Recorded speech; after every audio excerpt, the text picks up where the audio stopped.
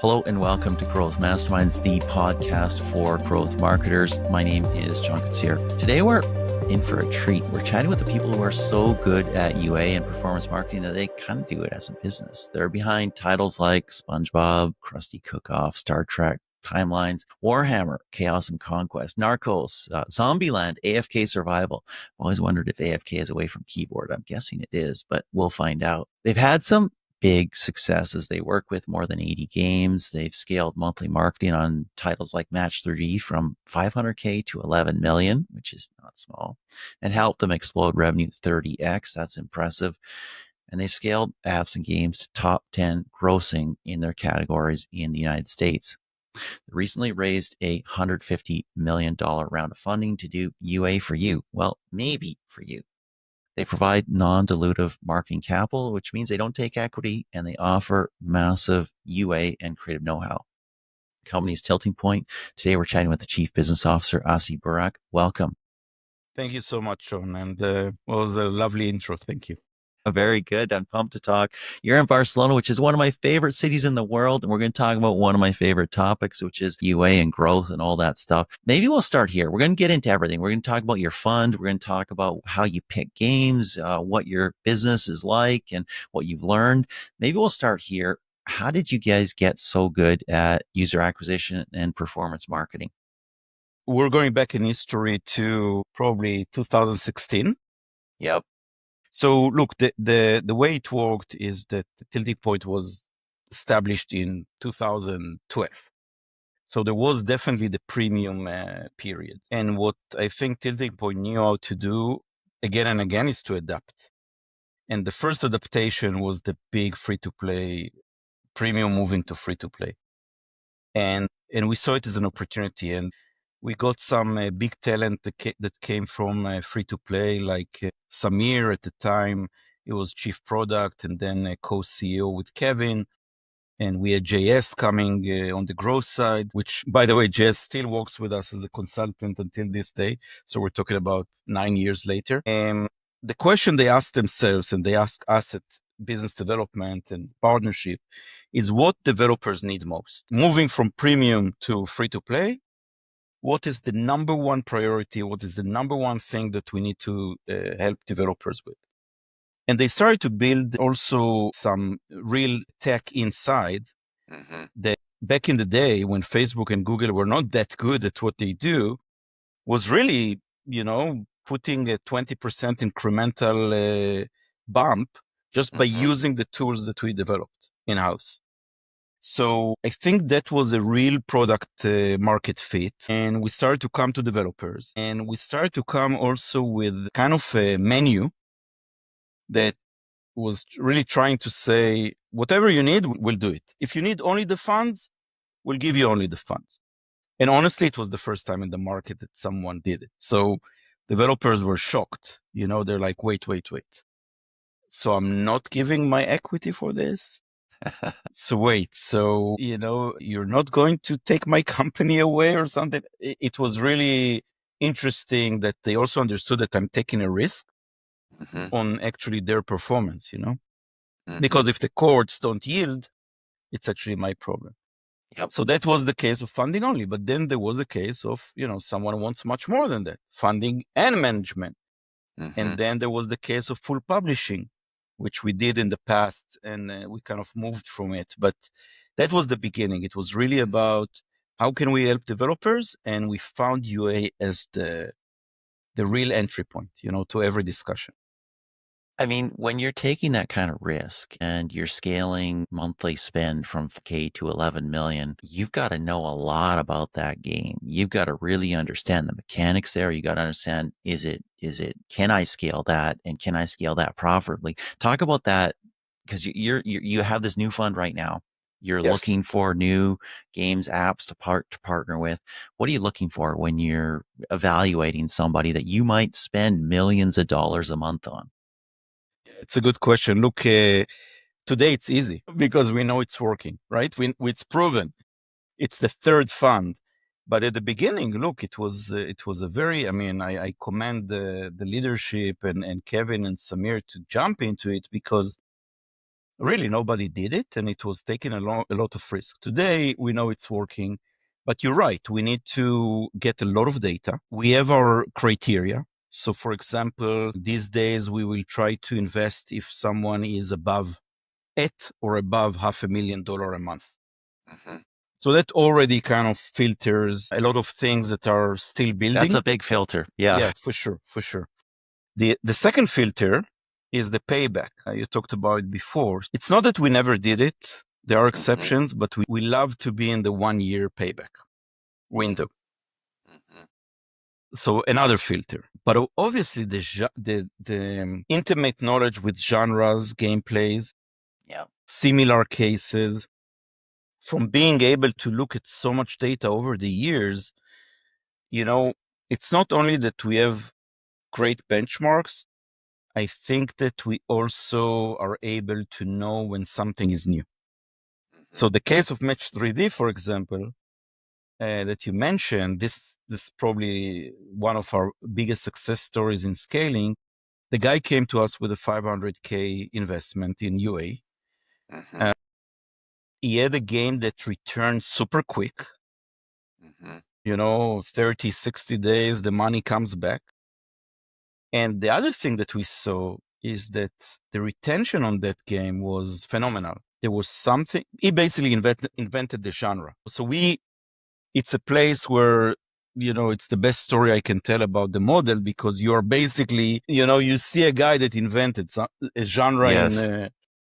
And he did it with 5 guys in a room. He later sold it for $200 million because his EBITDA was so crazy, just for the fact he had such a lean team and made it so quickly. The retention, usually you see retention going down, and day 90 is really, really low. His retention day 90 was 5%. So you saw a game that was super, super engaging, super sticky.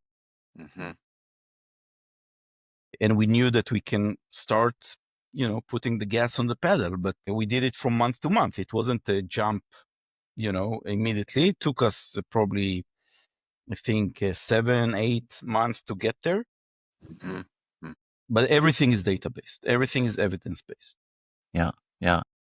Talk about expertise as well. And I know you've done that in the past, and maybe you've pulled a little away from that. I'm not entirely sure, but you've got a lot of indies, or you've got a lot of developers, and they create something new. They create something cool. Even, the Match3D example that you talked about, right? Where they've created an entirely new category, which is rare, but it does happen. And that's their expertise. Marketing and tech marketing, performance marketing, UA marketing is its own beast. It's its own animal, right? With its own skills, talents, data requirements, it's very complex, a whole stack that you need for growth and everything like that. What do you do in that area? Look, the thing that we have going for us is the fact that we manage so many games, right? So it's a serious team that is working across those games. We have a lot of learning that come, cross-course learning from them. We have a lot of learning from the games that we fail, right? That come to us and are not necessarily going to succeed through the funnel. All that expertise it's one of the most important assets that we have. In some cases, even when we give only money, because of that expertise, even the monthly call with a developer would be very valuable, because we can point him to something that, because he's a developer that works on 1 or 2 titles, or even 4, and we work on so many, we can say, for your genre, that channel might be something that you should take a look at, because in the last 3 months, there was a very strong performance there. Or, we have really recently success with rewarded platforms. But you have also to understand the weakness that sometimes in long-term retention from month X, it's less effective, So it starts to be a conversation that is very nuanced, and a developer that doesn't have this, very wide publisher look, we can help a lot. Or even the UA person who's focused on one game, or a small suite of games, having the bigger picture from 80 plus across multiple categories and other stuff like that, I would desperately crave that. I mean, I know some VCs like investing in serial entrepreneurs, not just for the ones that they win, but also ones they fail, because they learn where they've wasted money, right? And you Yeah. learn where you waste money. Yeah. And look, a lot of people, I mean, developers, licensors, you know, we have conversations where people say some broad kind of statements about the market. And almost always our response is, wait, depends on the genre, depends on the game, depends on the development team, depends on the geo, depends on the localization work they've done, depends on the monetization. So, you know, there are people that will have a first conversation with us and like, how much can you invest? We're like, let's look at the data. Let's look at what you did so far. Let's try to assess the potential. So sometimes we can predict as well, right? We can say that thing is not maximizing their potential. Maybe it's a lack of cash. Maybe it's a lack of, they're not risk takers. Or monetization model. Maybe they haven't maximized that. Maybe it's that. So these are times where we tell a developer, look, we can take you as you are, but we want to grow with you, you know, in the next few months. Cool. And look, today I have to say one more thing is that developers became much more sophisticated, especially in Europe and the US. The conversation we have today versus the conversation we had in 2017, 18, 19, it's night and day. I mean, they will really grill us, even in the funding, on questions like, okay, what happens if I want to fund too? So we co-fund because they want to put some of their money to work. Or what happens if, you know, some extreme cases happen? They start to really, really understand the depth of it. So it's on one end, it's a pleasure. On the other end, they're a good negotiator. Well, that's a good thing. You want to work with smart people. You do non-dilutive funding, so you don't take equity. Why did you choose that model? I mean, in general, as a company, we're not crazy about minority stake in companies. That's like a philosophy. We're doing much more majority stake as in M&A, either the whole company or a majority. For our own reasons, we are much less into investments, but it's also, I think, the developers benefit that I'm not taking his share. Look, I'm kind of, you know, my white hair tells you that I've seen a lot of, also as an entrepreneur myself, but others as well. I've seen a lot of startups and a lot of founders that find themselves after all those years with a very small chunk. 1%, 3%, 5%. And part of it is that, you know, at the beginning, you have a lot of equity. It seems like something you can give away and you end up giving too much of it. So we want to give him an offer, a proposal, a model that doesn't risk it at all. And in fact, in many cases, we don't even touch the corporate level. You know, there are cases that we collect revenue directly. And then we don't even need to do any security agreement on the corporate level. So it's not even getting to be a loan. Wow. You know what I mean? Interesting. Super interesting. Wow. Maybe chat with some of the indies or maybe small studios who are starting to think about something like this, starting to think about how they scale. They built something, they're seeing good early numbers in monetization, retention, but the payback periods, maybe it's 3 months, and 3 months is a long time. And maybe you only have a few $1 million of capital to play with or something like that, right? What do they need to do to scale? What do they need to do to win? Look, if they are ready for us or someone, you know, that does it right now in the market, I have much more competition than before. But if they're ready for funding, obviously I would start. I mean, they can always improve, but if you can scale. You know, that's don't wait for, you know, how many Permission. times I heard. No, how many times I heard permission? How many times I heard the developer tells me, no, we don't want to scale because the next version is going to be so much better. Yes. Like, if you can put money and bring users and bring players and quality players, do it. So you've got this new fund, $150 million, but you actually won't cap spending. If somebody comes to you and you love their game, you love their or their app or whatever, and you love what goes on in there, retention, monetization, there's no end to the money, right? I mean, I assume that's because the money recycles.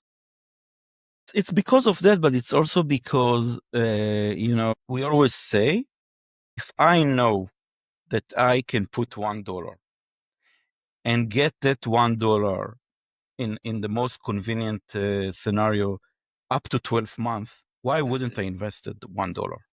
I So presume you mean more than the $1 back? yeah, of course. Yes, But I need yes. first to get my investment back, right? Yes. So if I know that I get my investment back, and then I get on top of it the fee, and I know that I can do it over and over again, and I know that games it's a money machine. Yes, this is really important though to understand. Each game at its current stage, okay, because you can always improve it, but at the current stage as a capacity. So, when we were doing assessments, even at the beginning, I was always going to the gurus, the geniuses of the UA in the company, and I was like, how much this game can carry? Like, how much do you think it can carry? There's always like a limit that beyond that, it will be just stupid to invest. I mean, more than, $500,000 a month, or in some cases it's 5 million a month. In some cases it's 15 million a month. But we need to get to that threshold. As long as it's there, there's no limit. Maybe let's draw this to a close and maybe give a kind of a big picture assessment of the space. It's interesting, right? Because you talked earlier, you're saying, VCs saw like easy money in gaming, and now they see a lot of competition noise, maybe a red ocean type of market or something like that, harder to make money. But if we look at gaming, we've seen interesting things there over the decades, but certainly over the past few years as well. The massive jump during COVID, a little bit of reversion to the mean, perhaps, but still amazing growth and amazing potential there, and move into cross-platform, and games are on everything, right? Games are everywhere, and everyone is a gamer now, right? Everyone is a target member of the target audience. How do you see the future of games largely in terms of an industry ecosystem space? Look, it's definitely a good question in terms of looking forward. Let's start with mobile. I still think that we have this amazing aspect that nobody else has that with that power in the other areas, that UA still works well. I mean, yes, it's not working as well as in the past. It's not growing as in the past. It's still working well, in the sense that you can still have something that is very, very unique in general, by the way, in media, that you can market something that is almost scientific. Like, you can spend marketing budgets almost in a scientific, evidence-based way. Sometimes it's not even almost, it's like 100% like that. Think about it. I mean, you don't have it in film in that way. People throw marketing budgets. They can't tell you that player got from your budget and he stayed for 2 years and, watched the movie 6 times or whatever. So that is very unique for mobile, and I think it's still there. However, I think that what we will see is more diversity in revenue sources, revenue, let's call it models. We lived for a long time with IAP and ad revenue. And I think that, and then new things started to come in, subscription, the season pass.